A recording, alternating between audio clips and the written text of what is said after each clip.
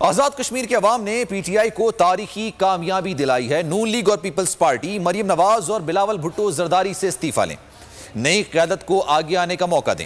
वफाकी वज़ीर फवाद चौधरी और अली अमीन गंडापुर की प्रेस कॉन्फ्रेंस। फवाद चौधरी ने कहा कि आज़ाद कश्मीर इलेक्शन में टर्नआउट 56% से ज़ायद रहा। आज़ाद कश्मीर के अवाम ने मरियम नवाज का बयानिया मुस्तरद कर दिया। नवाज शरीफ के रॉ के एजेंट हमदुल्ला मुहिब से मुलाकात का नतीजा सामने आया है। अपोजिशन को शिकस्त कबूल करना चाहिए, धांधली के इल्ज़ामात के बजाय अपने गिरबान में झांकें। अली अमीन गंडापुर का कहना था कि आज़ाद कश्मीर में वज़ीर आज़म का फैसला इमरान खान करेंगे। कश्मीरी अवाम को जल्द खुशखबरी देंगे, तमाम मसाइल हल करेंगे।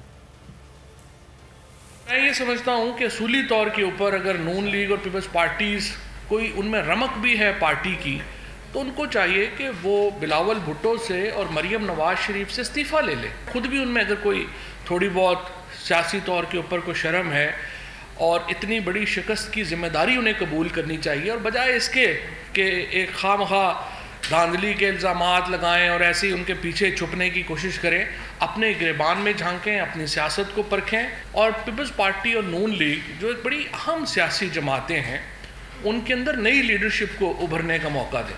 नवाज शरीफ ने जो हमदुल्ला मुहिब से मुलाकात की इलेक्शन से सिर्फ एक दिन पहले, उसके असरात कश्मीरियों ने वहाँ पर उनको दिखाएं, और मरियम नवाज शरीफ के बयानिए को कश्मीर के अवाम ने बुरी तरह मुस्तरद कर दिया।